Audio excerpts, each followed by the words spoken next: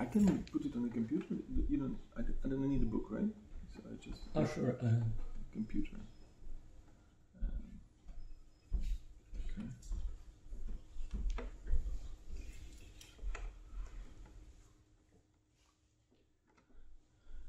Okay. First of all, I just wanted to thank you so much for coming, because I don't deserve your attention. It's just for the Bhagavatam's sake. So I'm going to speak mainly from Bhagavatam, but some things which are like funny stories or something, I will add it from myself. That's not in the Bhagavatam. So please see the difference between the two and don't judge me too harshly, bless me please, because I really need your blessings to be able to speak on this topic. It's a complicated topic actually.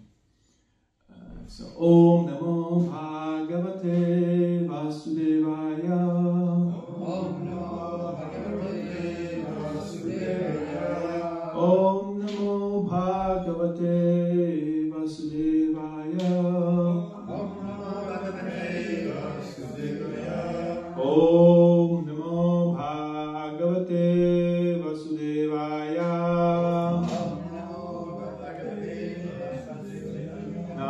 Namaskritam naram chaiva narottamam devim saraswatim vyasam tato jayamudiret nashta prayeshu abhadveshu nityam bhagavata sevaya bhagavatam ashloke bhaktir bhavati naishtaki.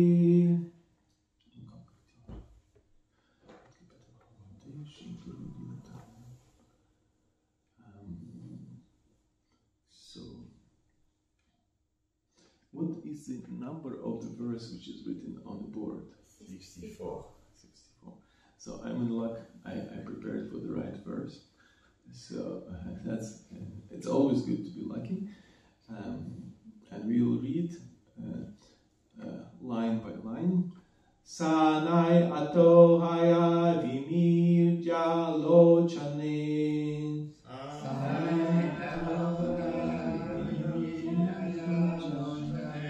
Mukundam udvikshya vinamra kandraha.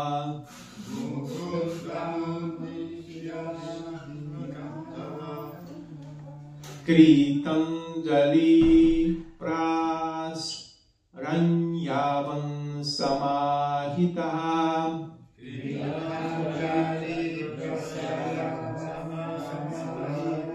Salit Bhair Gadgadaya Latilaya.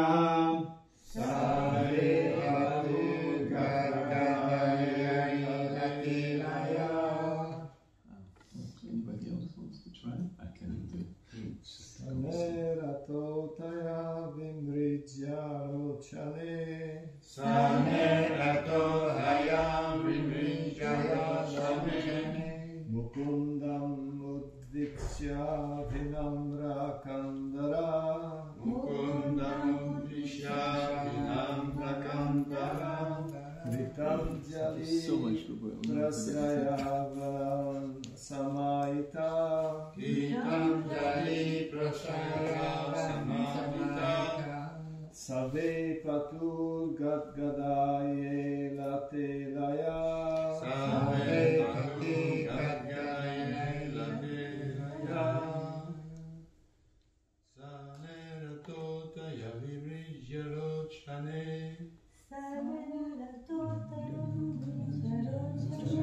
Mukundam udvikshya vinamra kandara.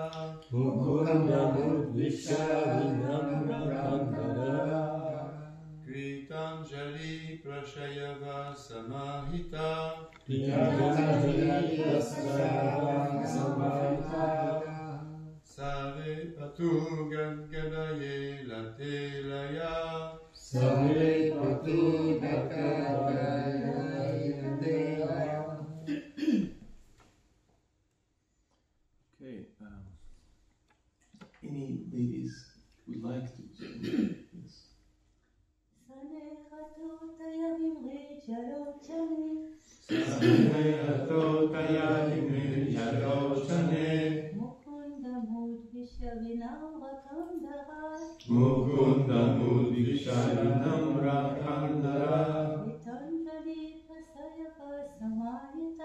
Kritanjali prasada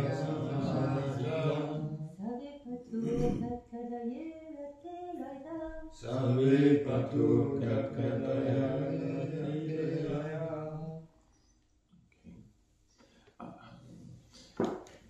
I will touch the word by word when I will be talking, so I'm not going to read it now.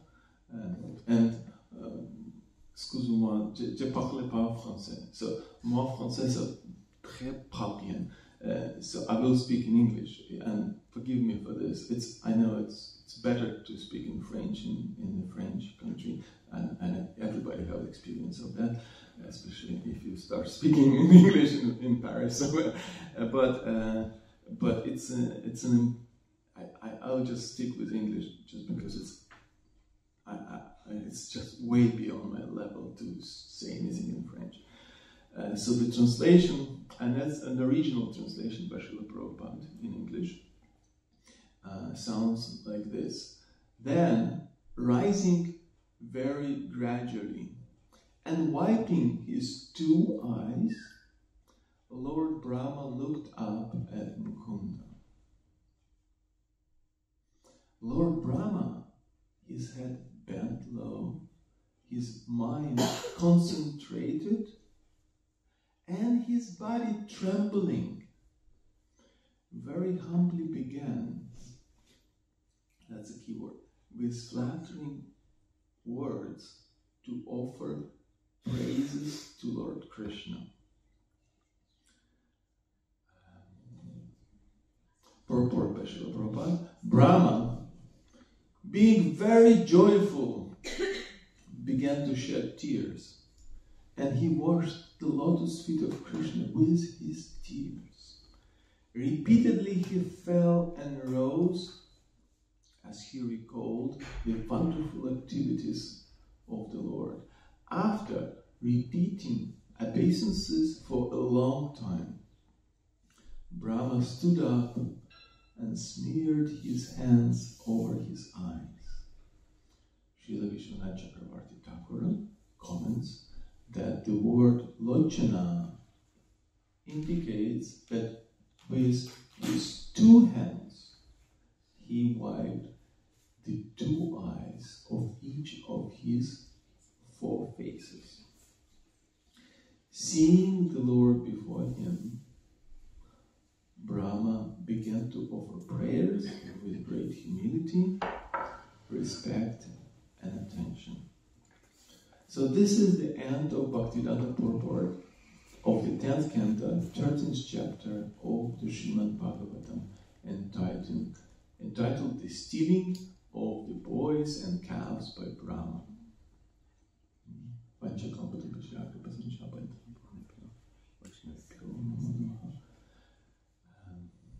I wanted to say something, and just to make sure when I speak, don't take it in an offensive way. The whole pastime is called Brahma Vimochana Lila. Vimochana Lila is, of course, we all, I don't know about you, but I experience a lot of instances of my Vimochana Lila. And it's not even a Lila, it's just Vimochana. But Brahma, he is our Guru, Guru in a Parampara. And when we read the pastime, when he is illusioned, we should not laugh at Brahma. We should be very respectful to Brahma. And in fact, when we read Bhagavatam, our acharyas are so merciful. They show us a lot of glimpses of their own illusion. Remember the feelings of Vyasadeva when he compiled all the Vedas, and then he became despondent. That's the word Prabhupada used. Despondency. It's a form of illusion. He needed an encouragement from his guru, Narada Muni. So he came and he said, now your illusion is gone now, do your service. That was a very important part. So we are not laughing at Vyasadeva, for being in illusion or making some mistake. We take it as mercy for us. In the beginning of Bhagavatam, we hear the 2 lives of Narada.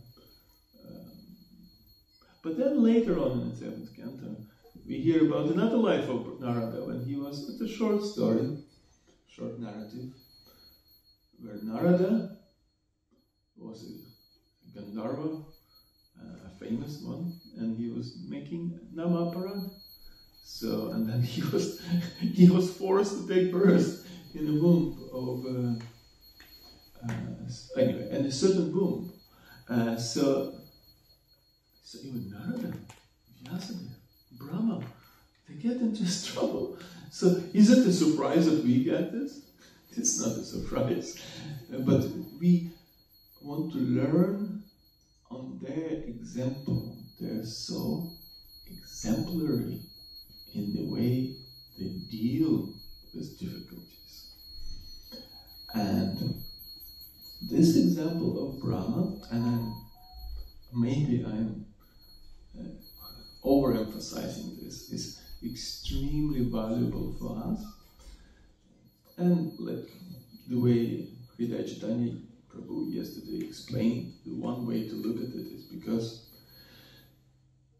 he said, well, you can't be a controller and you think yourself to be a big boss, a big controller, but actually you're not. That's a serious lesson because, well, I don't know, maybe you have experience, many people just have experience, even a family life can fall apart just because you think you're a big controller. And another person in the same family, they also think I'm a big controller.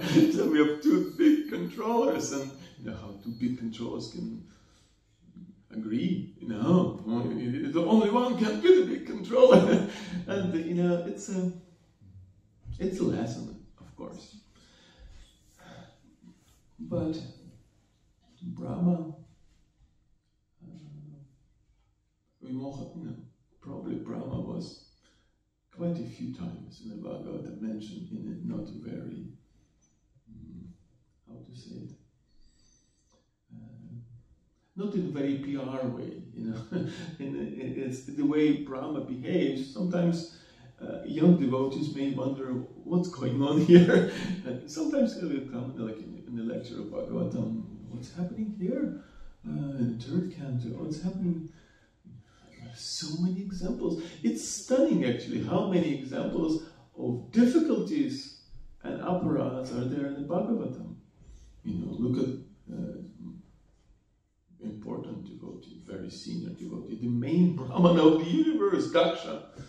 He was in a serious trouble once, and then again, and then he takes birth, and then he just keeps going, and he keeps doing the same thing, like this time it was, what time it was Shiva, and then next time it was Narada, he would just curse Narada, you cannot stay in one place more than 3 days, these things happen.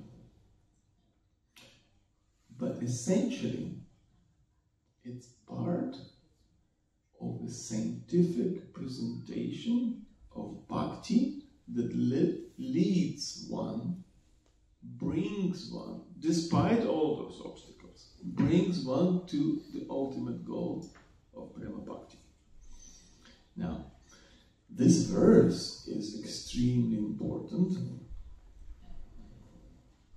and it's a conclusion of this chapter, but also it's very important for many other reasons.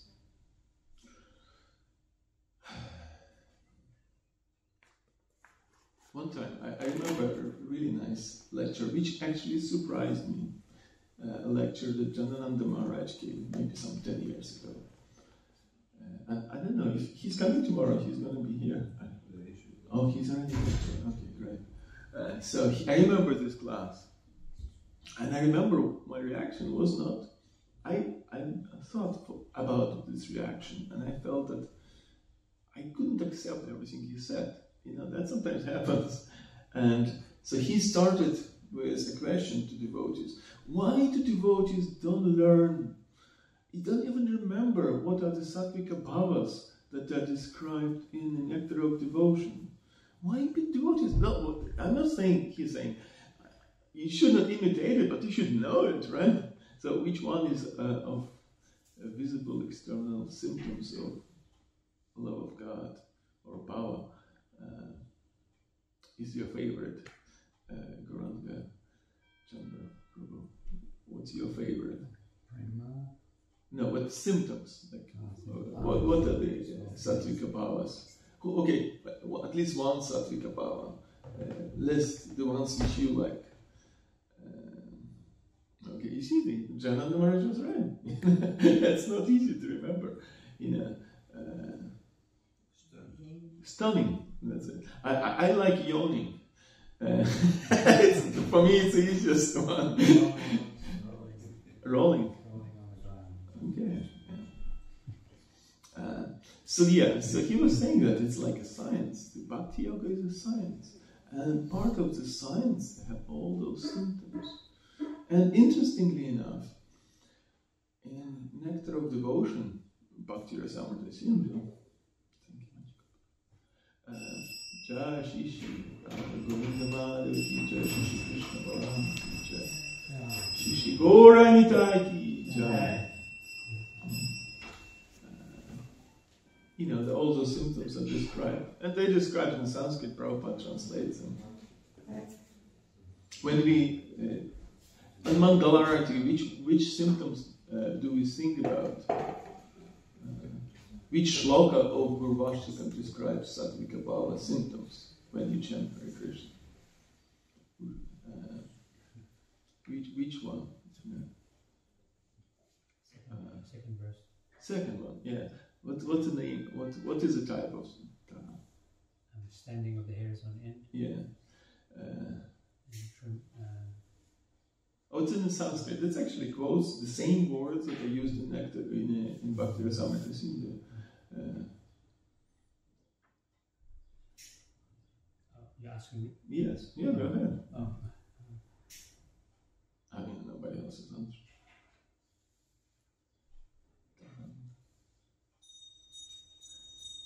Okay, let's do the whole verse then. Romancha Kampa Ashrutaranga Bhaju. The tears are flowing.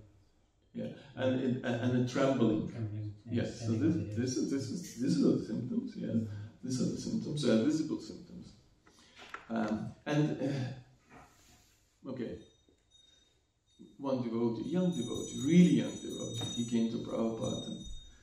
And it was early days, 67. And he said, Prabhupada, I'm feeling so much ecstasy. I feel it. I cannot even come to the kirtan. I feel like this ecstasy. The tears are rolling down my eyes. And Prabhupada says, you should not show it for non-devotees. But for devotees, it's okay. Between devotees, it's okay. So, so of course we are not imitating it, but it comes naturally. Now, when we say it comes naturally, Rupa Goswami doesn't accept it. He said, no, it doesn't come naturally. There has to be something that triggers it. And he describes it in a very serious detail in the second part, second wave, second chapter of that ocean of bhava that he talks about. And there he says, there has to be some triggers. And he lists all of them. And for each of them he lists triggers. And for each trigger he gives a quote, a verse that confirms this is the trigger and this is the symptom. Now, this verse is also listed. This verse that we just read, this verse is listed there because here is very clearly Brahma is exhibiting symptoms of prema. So, some devotees say that this is the time when experiencing the symptoms of prema, Brahma composed Brahma Samhita. This is the... I'm not so sure because it's not confirmed by the acharyas. But the idea that Brahma is experiencing prema is actually confirmed by the acharyas. And it's an important thing for us. Now, of course, devotees, for some reason, and that's what I start talking about. For some reason, devotees take some form of joy, and sometimes secretly they talk about, this happened to this Maharaj, he was a guru, and now he has a problem. And then they'll talk about another devotee, what happened to him? And it's a form of joy, which sounds like the same thing that happens in the Bhagavatam. We talked about Narada, talked about Prahlad Maharaj, and this is Brahma Vimochana Lila, so we can talk about somebody else. It's actually not right. We should not do that.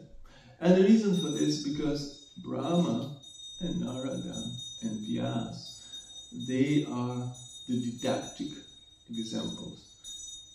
Didactic meaning they are part of the textbook. They are for us to learn. And if you want to criticize somebody perfectly well, you can criticize Daksha. He's meant for this. It's his service. He's part of the Bhagavatam. So that if you want to talk about Vaishnava Parats, here you go. Talk about Daksha. Don't talk about others who are practicing. That's not the way Bhagavatam wants you to do.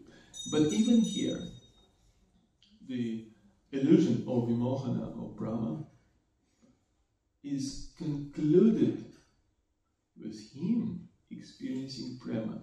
And what is a type of trigger? What is the emotion? What's the name of this emotion? What triggered the prema? Is it because he was laughing? What was the trigger? He just wanted to know. Or a Sanskrit term for the trigger of Brahma. What was, there are 12 rasas. Sorry? 12 rasas. Some of them additional rasas. So additional rasas, they meant to increase or trigger some emotions in the main rasas.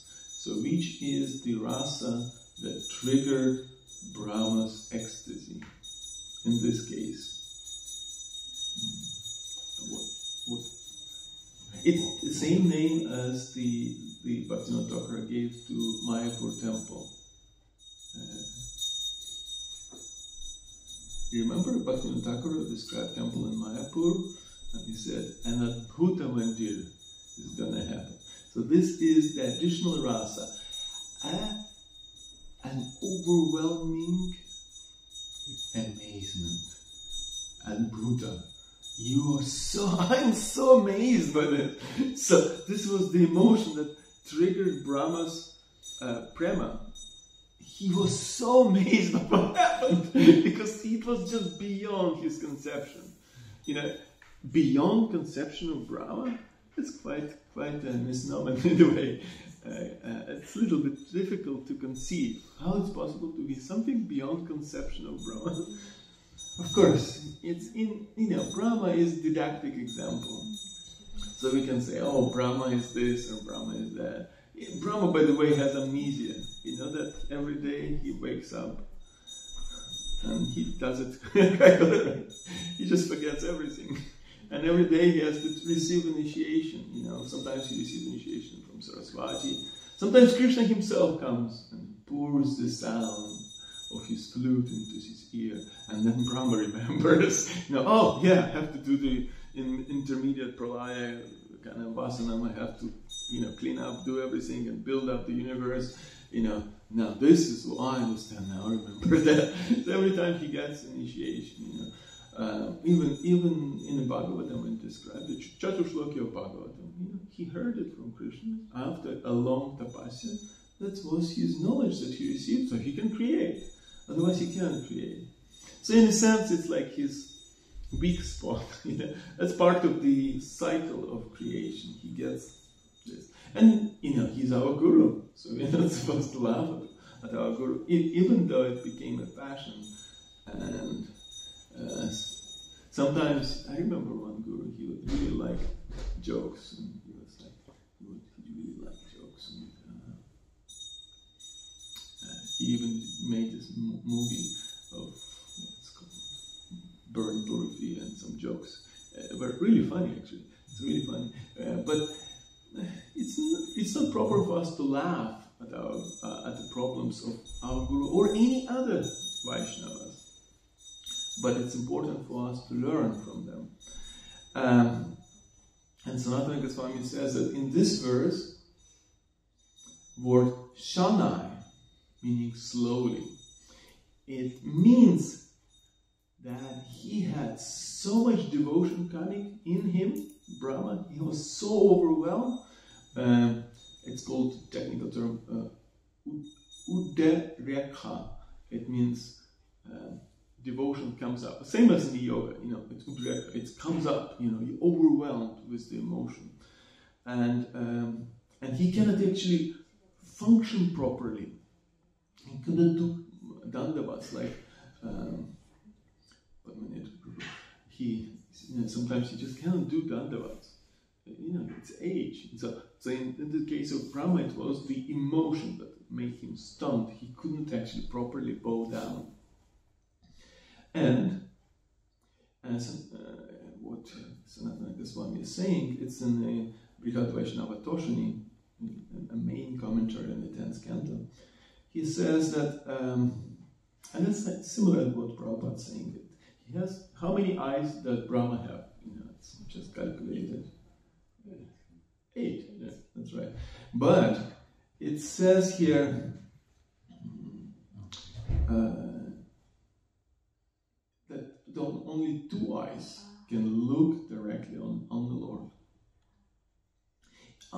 And in other way, you can say that that he would wipe with his 2 hands 2 eyes at a time. Because he will just wipe this, this. I cannot do that. That's a little bit difficult. But can you imagine? I have to do all the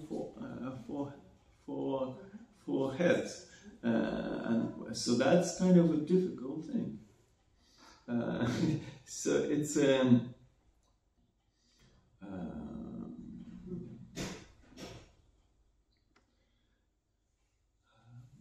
because that's the reason. He received more than he got in any other situations during his whole life, because every time he receives the mantra, he doesn't show more than one sattvika bhava. It's like sometimes he has he cries sometimes, but in this case he was stunned, he was crying. And the main symptom that Rupa Goswami describes here is that his voice was choked. So choking of the voice is one of the symptoms of devotional ecstasy. Prabhupada, and that's what Chaitanya Prabhu mentioned yesterday, Prabhupada would exhibit choking voice.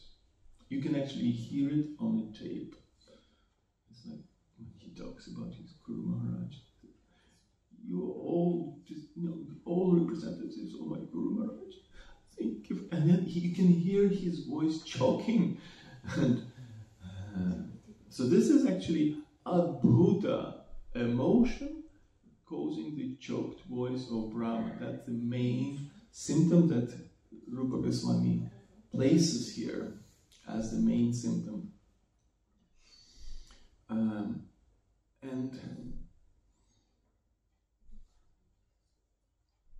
And then the idea, Sanatana Goswami says that he places his head down at the feet of the Lord, was actually not the head, heads, 4 heads. He would place them at the feet of the Lord because he felt remorse for his offense.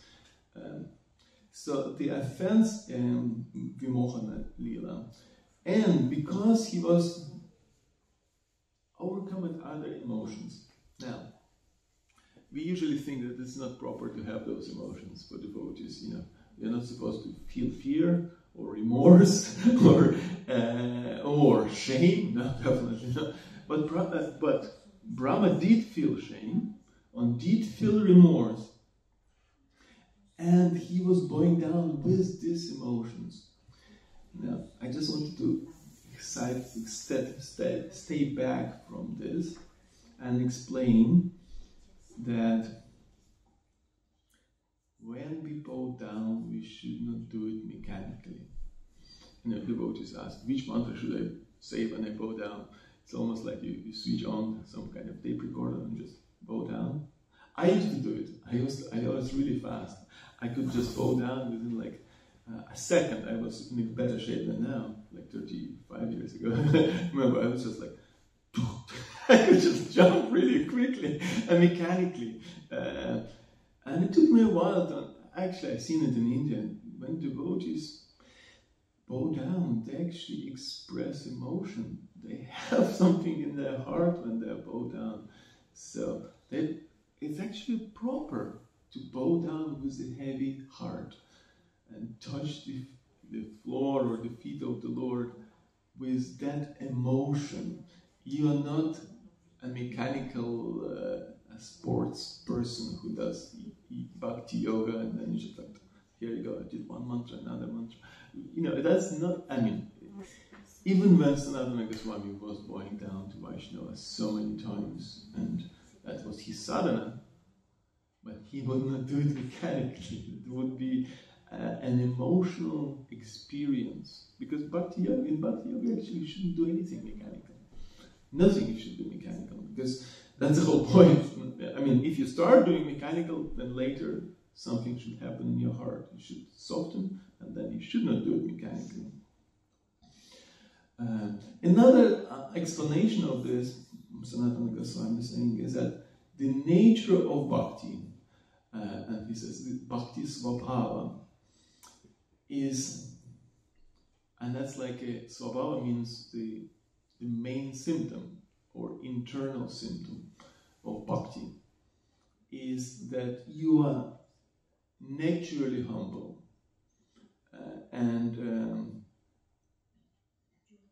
and then you can express devotion, actual loving devotion. So it's either he was feeling those emotions or it's a natural thing that came to him.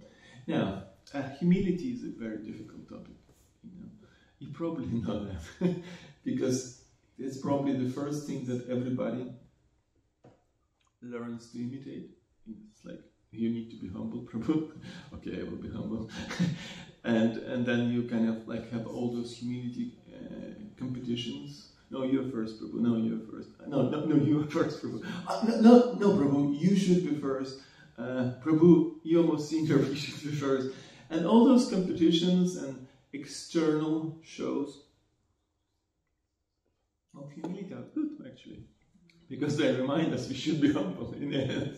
But it's not that we can just decide, I will be humble. Because humility is another side of the same coin, which is called prema. On one side is love, on the another side is humility. So you can probably imitate love as well, and many people do, and many people imitate symptoms of bhava. But humility is a hard one to imitate. You know that humility is a mortal sin, and it's actually a deadly sin in the Catholic tradition. Not humility, pride. Pridefulness is a serious sin. It's like, that's it, you're proud. It's, you're written off. So, it's interesting. Somebody did a study of humility. It's an academic study. They went to several monasteries and they questioned nuns. Now, nuns are better than monks. I think they have less tendency to kind of defend themselves. They would speak more directly about what they feel sometimes. And it was very difficult to understand for researchers why over 80% of nuns who were in the monastery, when they asked them, do you have humility? Are you humble or you're proud? They said, we are proud. even though it's a deadly sin. So it's a tricky one, because whenever you say you behave as you're humble, it could be a pride. And sometimes you could be proudly doing something the way Prabhupada did. Sometimes you feel he was so proud about so many things, but he did it with such an utmost humility. He would empower devotees in so many ways, but he would joke, and he would. Sometimes he would praise himself. He said, "I am empowered by Lord Krishna," and in the letter, it was not a private statement. "I am empowered by Lord Krishna." He would say that, but with such a humility of purpose, because he was just a servant of his Guru Maharaj. He never thought about himself in any other terms. That was his mission, his life's mission. He was just fulfilling the order of his Guru. That is humility. But when you kind of say, "No, I'm not sure if I'm more humble than you," there are so many jokes about it. It's like one of my favorite jokes when they say, "What's your what good qualities do you have?" I said, "Well, I have many qualities, but I think the humility is my strongest one, actually." So that is the irony of humility. When you try to present yourself humble, or you stress your own humility, it's most probably is not humility. But in this case, after this whole incident with getting in illusion, coming out of illusion, and experiencing real prema, this is real humility. This is real stuff. You cannot imitate that, because when you are in this situation, and I've seen many devotees coming in difficult situations, it's very difficult. And this situation is very difficult to simulate in humility. It's really difficult. It's interesting. It's such a long commentary of Sanatana ISKCON.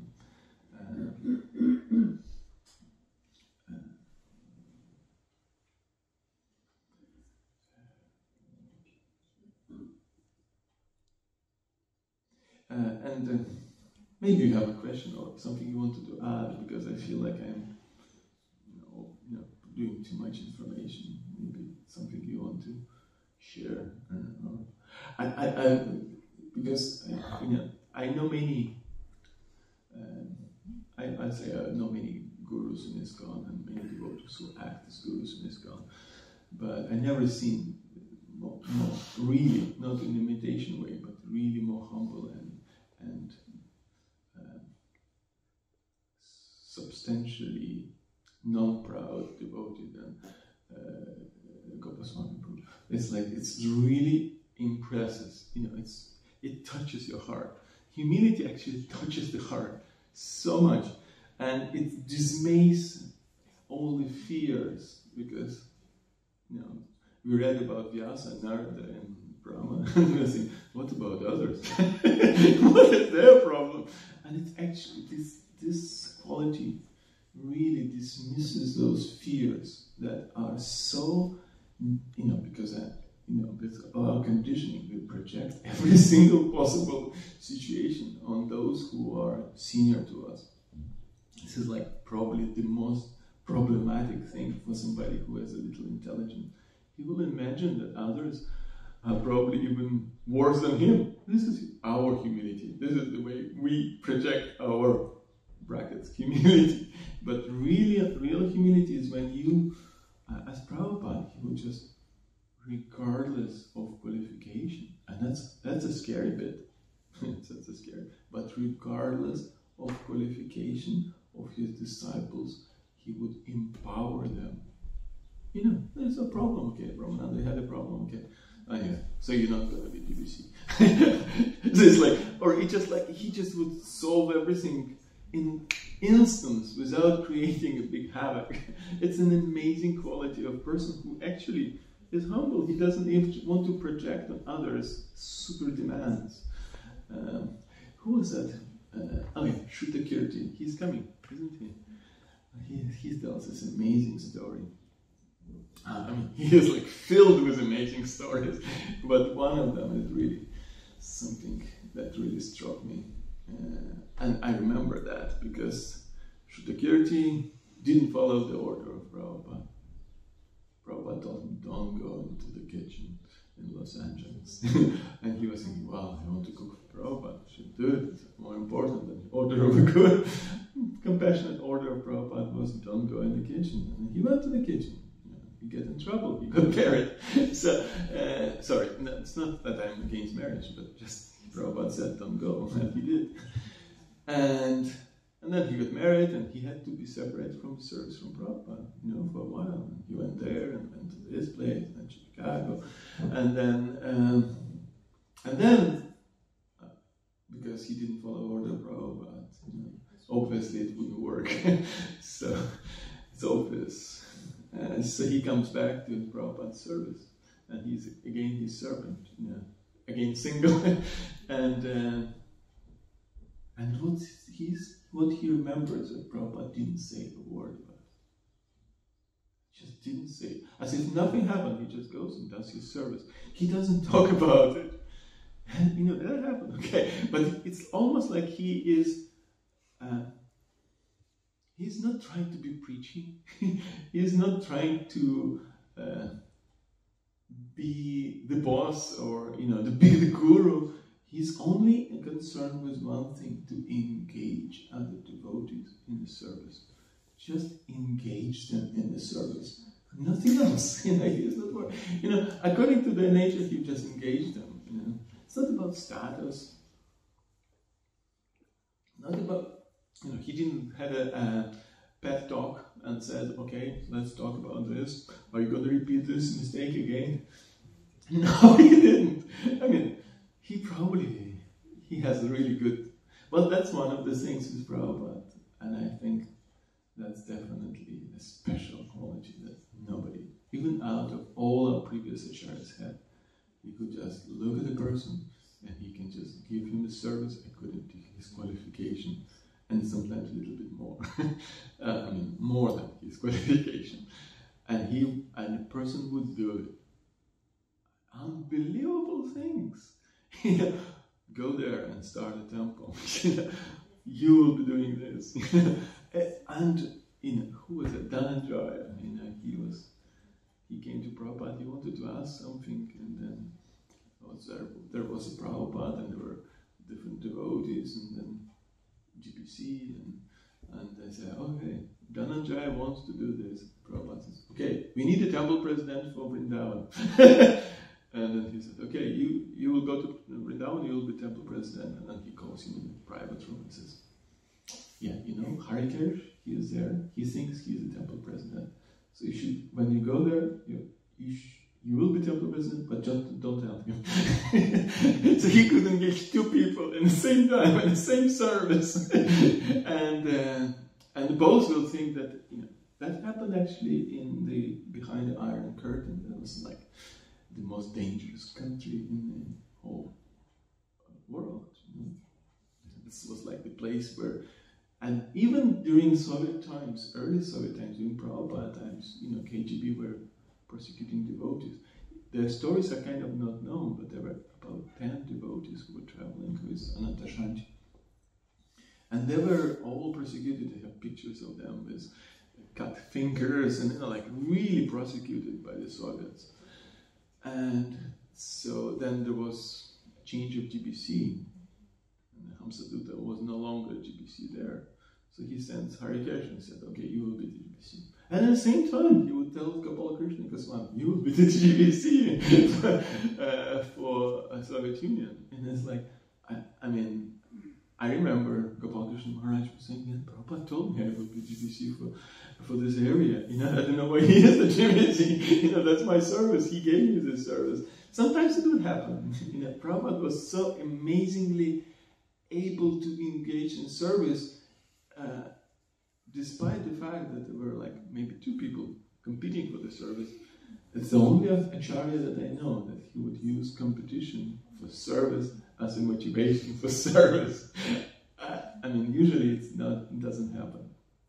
But Prabhupada was so powerful, he was able even competition for service use as a motivation. Like here, the motivation for Baba is an abhuta emotion, which is actually hard to translate in one word into English. Maybe in French you have a better word, because an amazement, amusement. That doesn't exist. Okay, but the idea is that it triggers emotion, and the whole next chapter is the most potent and powerful prayers by Brahma. Some of them they're quoted almost as the essentials for struggling sadhakas. When Brahma says, he says that, you need to have this hope, great hope, that despite all your troubles, despite anything that happens, if you just continue, then, and Vishwanath Chakravarti said, the attainment of Krishna Prema is your gift. Even if you're Kanishta, Vishwanath Chakravarti says, even if you're Kanishta, you think that Krishna Balaram is made from marble. Say if you think like this. I'm not saying you should think like this. Then Krishna, at the time of death, will completely disregard that. And you will attain the same perfection that a Siddha who sees that they made from pure Brahman. He sees them and he says, this is pure Brahman. Siddha has this vision, and you don't have that vision. But because you were doing the same activity, just externally, he'll elevate you to this position. Anyway, that was a little bit of an introduction. Maybe somebody has some concluding thing, because I depend so much on what you say. Otherwise, I can read some commentaries.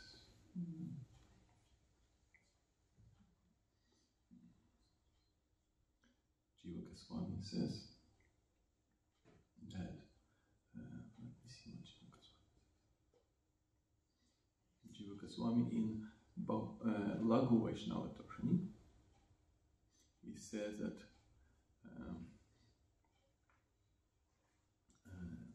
he wiped his eyes. It means there was a steady flow of tears. It wasn't just one tear. It was a steady flow of tears.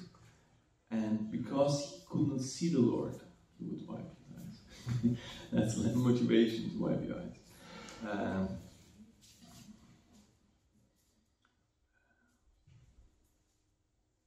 And his interpretation is slightly different to what Vishwanath Chakravarti quotes. He says, because he had 4 hands, but only 2 eyes were looking at the Lord, and he would wipe only 2 eyes. It's interesting how acharyas describe different things in different ways. It's good, because it shows you that you can have many different opinions, and it's still enriching the association. Okay, I don't know if any questions or any additional remarks.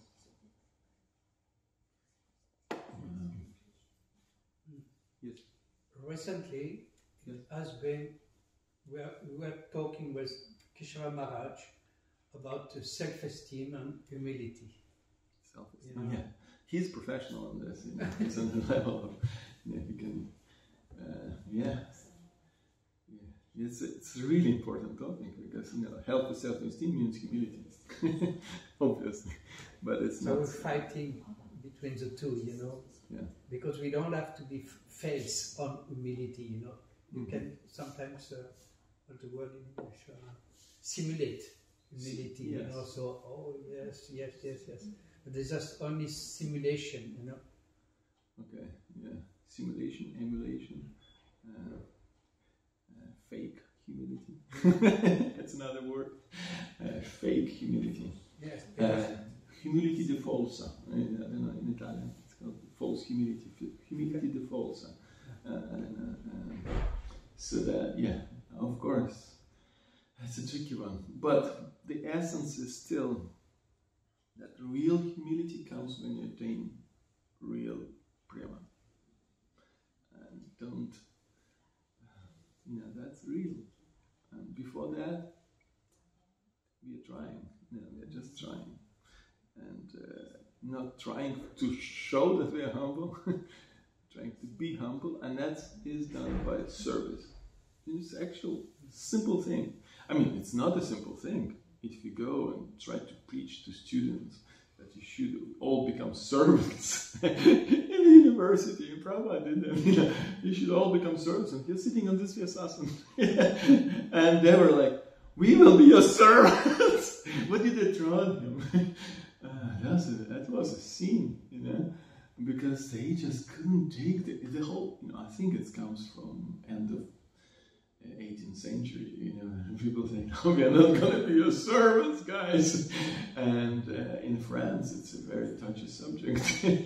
Don't tell people, you should be a servant, because it's not, it takes, they take it for some, maybe, time, but then it explode. So be careful there, because actually we should not think that being a servant of Krishna is something inferior. And I'll just give you an example that even being servant of Krishna is almost like the highest title that you can get. Of course, we can all say that, because our name is Dasa, it's very, very high title. In India, it doesn't really work like this. If your name is Dasa, it's probably you're not from a very advanced family, unless you were born in a particular part of Vrindavan or Bengal. But in Catholic Church, there's only one of all the bishops and cardinals who gets the title servant of God. It's actually the Pope. The Pope is the only one who gets the official title, the servant of God. All others are like, the something, but not yet. So it's a very, very high title that we receive during initiation. It's extremely. I don't know if I can live up to this in being a servant. It's quite something. Okay. Yeah, I remember, when I was young, maybe 10 years old, I went to the Mass. Oh, yes. In the Catholic Church. Yes. And I remember one person, he did very unusual. He was not a priest, what a regular person coming to Mass. He did very unusual things, He just made dandava on the church. Okay, yeah, that happens sometimes. Yeah, that happens part of the I never saw that before. Yeah, astonishing. Yeah. Oh well. Yeah, I remember I was doing the tour. Sometimes you do like an English tour. I challenge people come. Usually they're Catholics, and I'll just say, this is Hare Krishna temple. Here we worship trees. And then they're like, okay, here you go. And I say, yeah, we worship trees. The tree that they worship on Golgotha, Tulsi plant, Basilica Sanctum. It's the same plant that you make holy water with. It's the same thing. It's not like it's not different tradition. It's almost like the same tradition. Of course, there's differences, but I'm just making a point that there are parallels and love actually. Of course, over the ages and years, all different dress and everything changed, but parallels are there. Thank you for this. You had a comment. One moment. We are finishing now. Just don't yeah. I was wondering about the spiritual competition, how it turned out with the GBC situation. Okay, you want to know the story? I don't know the story so much. No. Oh yeah, that's an interesting one. Yeah. Yeah, I mean, there was one GBC. Harikers was a GBC. Then Kirtiraj became the GBC, and then I was in the apartment when Kirti Raj because he knew what, actually, strictly speaking, that's what Harikar thought, that he was a GBC. Actually, Prabhupada told him to print books and sell them in Russia. It's different instruction. So then Kirti Raj got together another 4 devotees, including Gopal Krishna Maharaj, and in an apartment in Moscow. And he even had a bodyguard guarding him because some Harikar's disciples were very aggressive. And then he decided that they even called Ananda Shanti. He was there. I was just cooking. I was just a cook. I was not involved in discussions. But they decided that there will be 4 GBCs in the former Soviet Union. That the evil empire, they divided it. And but then Harikesh was not a GBC because there was no instruction. But then his disciples wouldn't give up, and it was 1994. They all flew to Mayapur, India, and they got like lots of, evidences, letters, and saying that Gopal Krishna Maharaj should not be the GBC, and they took down Gopal Krishna Maharaj, and Harikesh became a GBC for Moscow. So it was like. But then not for too long. So it was not that Prabhupada actually installed 2 GBCs, because that's what you said. Yeah, he would give an impression to somebody. Oh, yeah. But he would not make a strategically wrong, he would not mistake. But he would make people aspire for the same service while appointing only one person. Yes, that was my probably correction. Okay. But sometimes it would be in such a way that a person who is aspiring for a service would think it's his service. And that's interesting. Yes. Yeah, another competition story also. Yeah. Interesting for here. Prabhupada wrote a letter to Ansaduta Prabhu in 73 years ago. Yeah. And he told him, all you in Europe, you should, all you leader, you should find out, I want a headquarters for Europe. Exactly. And then Ansaduta found the castle, Schloss. The Schloss with the Schloss. Yeah. And there was always competition between Ansaduta and Bhagavan.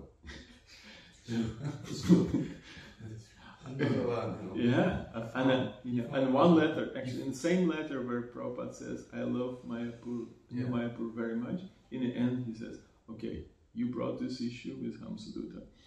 Because I created GBC, let GBC decide about this. I'm not going to be part of this conflict.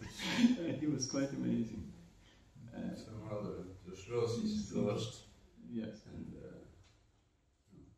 Mayapur remained.